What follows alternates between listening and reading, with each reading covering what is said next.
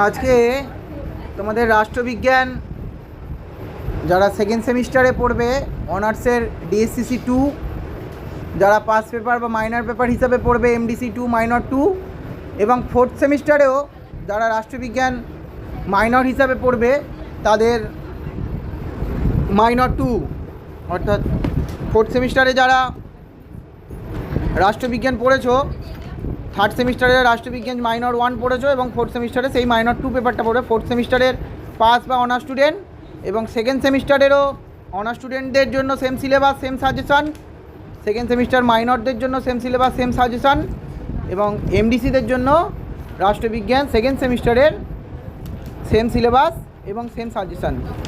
তো তোমরা আগে আমি তোমাদের সিলেবাসটা বলে দিই, সিলেবাসটা শুনে নাও। সেকেন্ড সেমিস্টারে রাষ্ট্রবিজ্ঞান বা রাষ্ট্রবিজ্ঞান অনার্স বা মাইনর বা এমডিসি বা ফোর্থ সেমিস্টারের মাইনর যাদের রাষ্ট্রবিজ্ঞান রয়েছে, তো আমার এখানে সিলেবাসটা আমি দিতে ভুলে গেছি।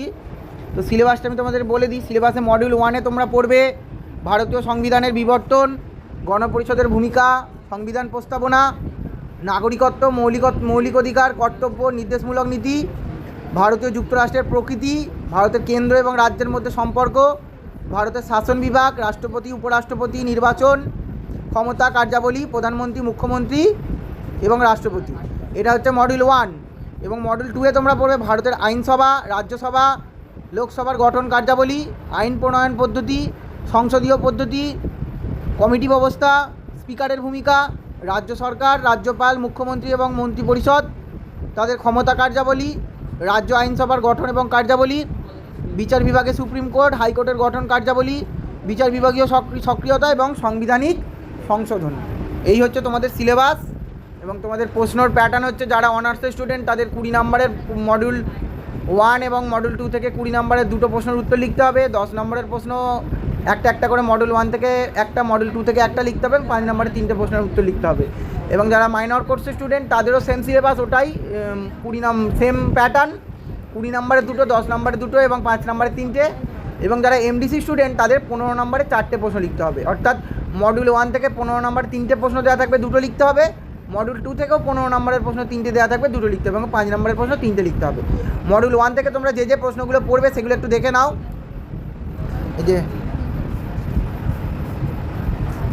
ভারতের সংবিধান প্রস্তাবনার গুরুত্ব এবং প্রকৃতি, ভারতের সংবিধানে উল্লিখিত মৌলিক অধিকারগুলি বর্ণনা দাও, ভারতের সংবিধানের মূল বৈশিষ্ট্যগুলি বিস্তারিত আলোচনা করো, ভারতের সংবিধানে বর্ণিত স্বাধীনতার অধিকার আলোচনা করো, মৌলিক অধিকার কাকে বলে, মৌলিক অধিকারের বৈশিষ্ট্য, ভারতের সংবিধানে সাম্যের অধিকার আলোচনা করো,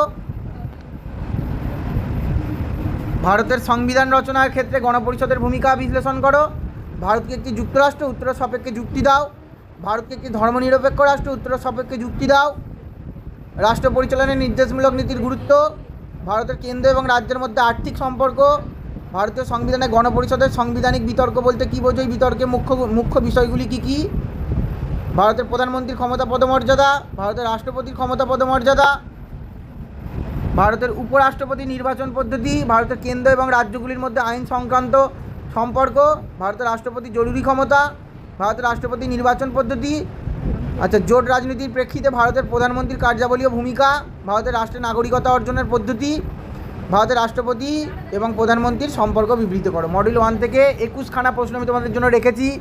তোমরা প্রথম থেকে একটা করে সব উত্তর রেডি করো, কোনো প্রশ্ন এখান থেকে স্কিপ করবে না। আমি পরীক্ষার আগে ফাইনাল সাজেশান যখন দেবো এখান থেকে 5টা কি 6টা প্রশ্ন বেছে দেবো।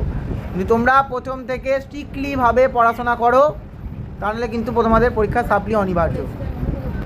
মডিউল 2 থেকে তোমরা পড়ো, দেখে নাও প্রশ্নগুলো কী কী আছে। ভারতীয় লোকসভার অধ্যক্ষের ক্ষমতা কার্যাবলী, ভারতের সংসদীয় কমিটি ব্যবস্থার উপর একটি নিবন্ধ, ভারতের যে কোনো একটি রাজ্যের রাজ্যপালের ভূমিকা কার্যাবলী, সংসদীয় কমিটি ব্যবস্থার অর্থ কমিটির গুরুত্ব, ভারতীয় সুপ্রিম কোর্টের গঠন কার্যাবলী, ভারতের সংসদের দুটি কক্ষের সম্পর্ক, ভারতের সংবিধান সংশোধন পদ্ধতি, অঙ্গরাজ্যের মুখ্যমন্ত্রীর ক্ষমতা পদমর্যাদা, ভারতের অঙ্গরাজ্যে হাইকোর্টের গঠন কার্যাবলী, পার্লামেন্টের আইন পাসের পদ্ধতি, ভারতীয় আইনসভা বা পার্লামেন্টের গঠন কার্যাবলী, রাজ্য আইনসভার গঠন কার্যাবলী, ভারতের সংবিধানের 73তম এবং 74তম সংশোধন আইনটির আলোচনা করো। বিচার বিভাগীয় সক্রিয়তা বলতে কী বোঝো, ভারতের সংবিধানে সুপরিবর্তন নাকি দুষ্পরিবর্তনের উত্তর সাপেক্ষে যুক্তি দাও, রাজ্যসভা লোকসভা সম্পর্ক আর ভারতের সংসদের অর্থ বিল পাসের পদ্ধতি।